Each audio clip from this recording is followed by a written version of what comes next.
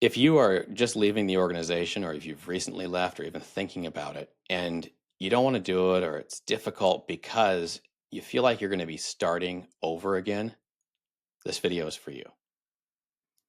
Okay, so I want to talk about what it feels like leaving the organization of Jehovah's Witnesses, how it feels like we're starting back at square one. But I don't think we are when we're leaving the organization. I don't think we're as far behind as we sometimes judge ourselves to be.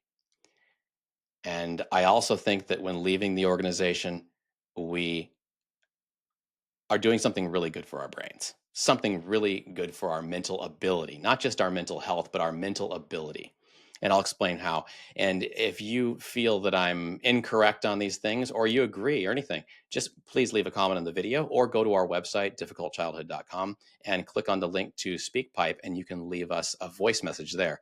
And we're actually, we have a good collection of SpeakPipe messages, and we're going to be using them. So in a future episode. But in the meanwhile, I wanted to mention also that Fallon and I, we did October through October. We did 1 year of episodes, and we're now going to call that season 1. And then we're going to start a new season in January. We have lots of new content coming up. I'm excited. We got some, we're going to have new guests and completely new topics to discuss. So it's a full year coming up, and I'm excited about it. So please do subscribe and hit the notification bell so that you know in January when our new episodes come out. And we're going to start doing some live episodes too. So that's going to be a lot of fun. But anyway, if you are feeling like you are super far behind after leaving the organization, or as you're leaving the organization of Jehovah's Witnesses, it can feel very similar whether you're leaving JWs or you're leaving LDS, Mormons, or if you're leaving maybe a toxic relationship that has just become unbelievably unhealthy for maybe years, maybe decades. And there is a sunk cost fallacy situation where, sometimes we keep going with something because we've put so much into it. And the very best thing we can do when we know it's not healthy and it's not working is to leave it right then. So sometimes it takes us some extra time. I mean, I almost left the organization of Jehovah's Witnesses when I was 29. And that would be Rebecca was trying to get me to leave then. I wish I'd listened to her, but I didn't. It took till I was 38. When I left Jehovah's Witnesses in 2018 at the age of 38, I literally felt like I was starting my whole adult life over. I had just gone through a divorce. I was being shunned by all my local Jehovah's Witness friends. My family, very shortly thereafter, in like 2019, started shunning me because they realized that I was having apostate, thoughts, and I was also dating someone I was not married to. I was in an adult consenting relationship. How dare I? So I lost everything, and I was really lost at that time. And that's okay to feel that way. That's, part of life. There's a tremendous amount of loss and grieving that goes with it. But I'd made an error in my thinking. I was looking at things as if I was truly starting my life over 100%. And I was missing out that I had a huge, huge advantage that I wasn't even aware that I had. And that was that I was 38. And I had 20 years, even though they were kind of limited years in terms of experience, they were experience in the cult. I still had 20 years of life. So I was much better equipped to handle life outside the organization.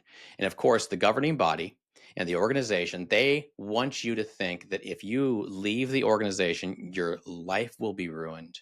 You will, turn to drugs and alcohol. You'll live in a gutter. You're going to lose your home, all your family. Everything will be over, and that's it. That's just not the case.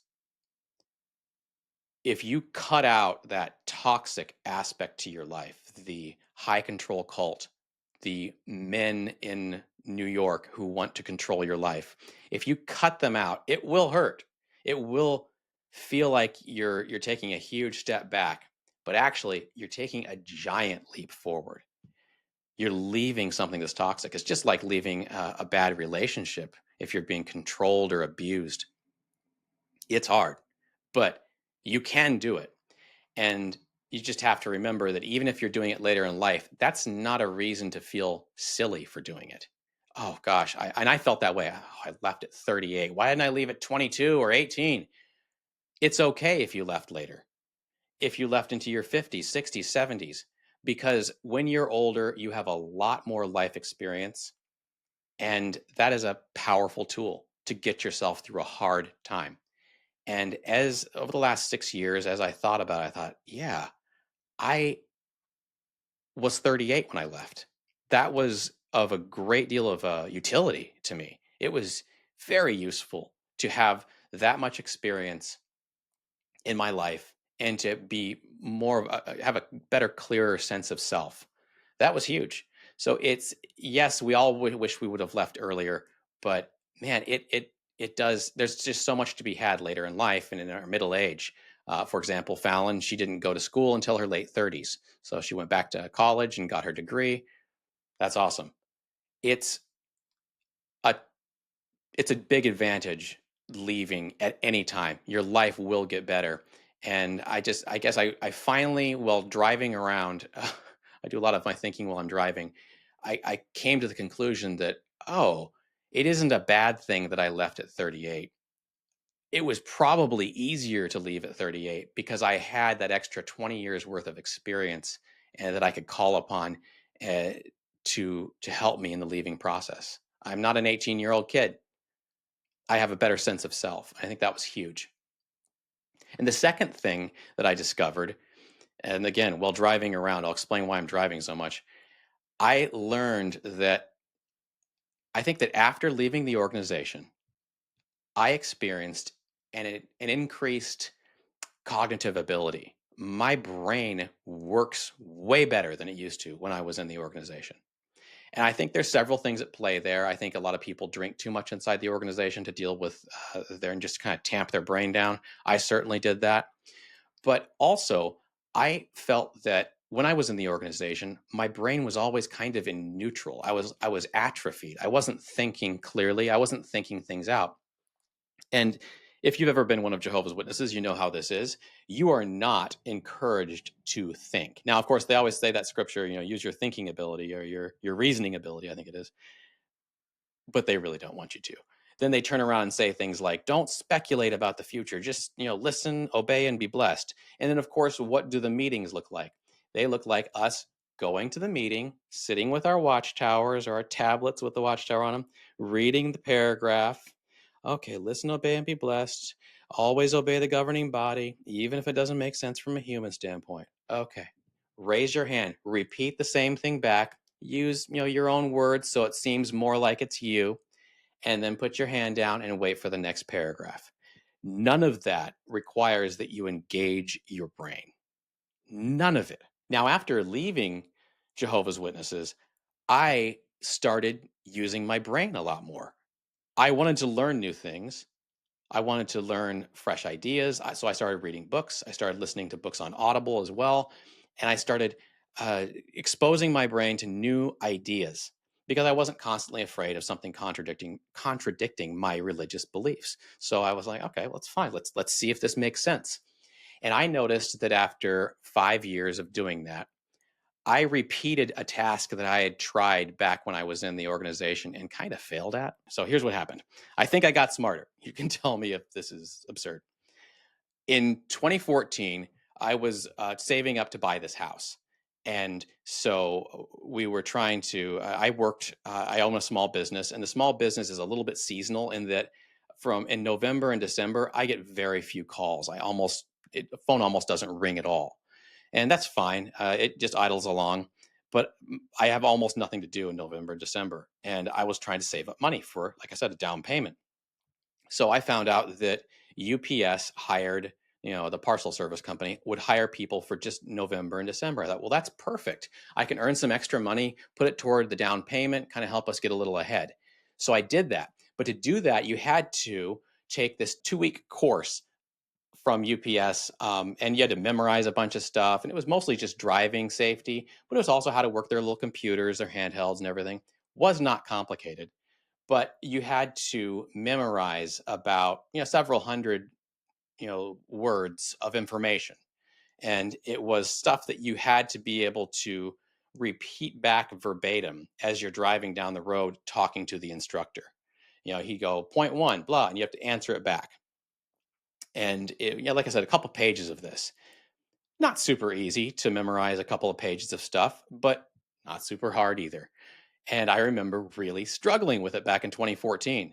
And Rebecca, my wife at the time, would sit with me, and she was very supportive. She'd do little flashcards and help me try to remember. I barely passed that UPS school in 2014. And then I went back this year. And again, back to the point of feeling behind, I'm aware that I had not saved for my retirement as much as I should have, through my 20s and 30s. So now I thought, okay, business again is getting quiet in November and December. I should work extra. And so now I'm working again this year for UPS. They put me through the school over the last 2 weeks. And some of the things on the rules changed, but it had been over 10 years. So I really had forgotten most everything. But I had to memorize this new version of their, several hundred words of rules for the road.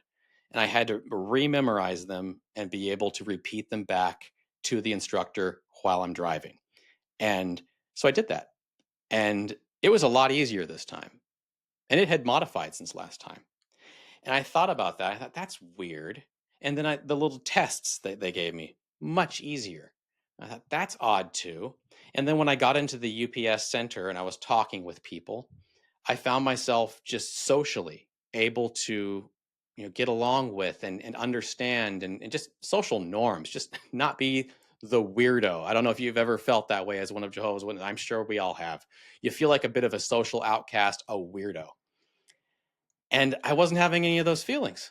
Everything was going so much more smoothly. I thought, what is this? And I realized that for the last 6 years since I left the organization, I've been reading and studying and exercising my brain and learning new things. And I don't think I've basically become a more intelligent person, but I do think that in the organization, my brain was atrophied and I was really, really weak mentally, not able to think things through. And I think that is by design. I think the organization, like I said, doesn't want people really thinking. They want us to do a dumbed down program and everybody just humbly submit whether they fully think the teachings make sense or not. And that's what I had been doing for decades. And now that I haven't been doing that, when an instructor the other day called me out on several things he thought I did wrong, I said, while doing the tests, I, without any sort of Jehovah's Witness false humility, oh yes, of course, you're the authority. I better defer to you. Yes. I just said, oh no, that's not correct. Here's what happened. This is this, this, and this. And the reason I did it was XYZ. And he said, oh, great. And we moved on. So I had this attitude of submission in the organization, this constant thing where I didn't want to learn anything new because I didn't want to, this resistance to learning new things because something might disagree with the organization. And then as a result, I was just the dumbest version of myself all the time. And so I guess those are the two things I want to put forth. Number one, that you're not as far behind as you think you are when you're leaving the organization. That is a false thing that the organization wants you to say or to think. You can't leave. You'll be starting over your whole life. And it is a false narrative that our own minds put forward because we feel like we've sunk so much into this religion. And we see other people on social media who've left and they're so far ahead of me. It's not true. You have years of experience. If you're leaving later in life, you have a massive amount of experience to draw on. And the organization doesn't want you to feel competent. And you are competent. And you can be. And number two, that when you leave and when you start engaging your brain, just like exercising, that I started out with a 10-pound and now I can do a 60-pound. It is so much better. Things get so much better. My brain works better and I have more confidence. So if you feel like you're way behind, it's okay. you have that advantage. You're not back starting at the starting line. You're right where you should be. If you're 38, you're 58, you're 78, you've learned stuff throughout your life. And if you're thinking, should I leave this organization? I know it's not the truth. Absolutely. Make sure you take into account the fact that you have years or even decades of life experience to draw on. And don't fall for the trick of the organization that your life will be over when you leave. In fact, I've been finding that it's just getting started and things can be so much better on the outside. Yes, bad stuff's going to happen. Yeah, bad days are going to happen. But it's so much better and easier to have a bad day and not be in a high control cult at the same time. I think Deanna June at Just June's channel, she said it very well. She says, I can have a bad day. And she's dealing with alcohol, substance abuse issues. She says, I can have a bad day, or I can have a bad day and be drunk. That's much worse. And I feel the same way about the organization. I can have a bad day, or I can have a bad day and be in a cult. So if you're feeling behind, don't worry. We're right there with you. And if you're feeling, oh gosh, I look at all these people on social media living their best lives. Well, we all try to put our best foot forward on social media. We are having bad days too, and we're right there with you in the trenches. And we can all get out of this high control religion and have a better life. Anyway, it's October 28th, Monday. Hope you guys are having a great week. And I hope that you have a fun Halloween if you're doing that in your area of the world. I'll send some pictures and some updates about that. We've really leaned into it here. Take care, guys. Bye-bye. Grew up in shadows, now I'm free. Dysfunction behind me, hope inside. New family found, safe and sound. Past was dark, but I'm not bound.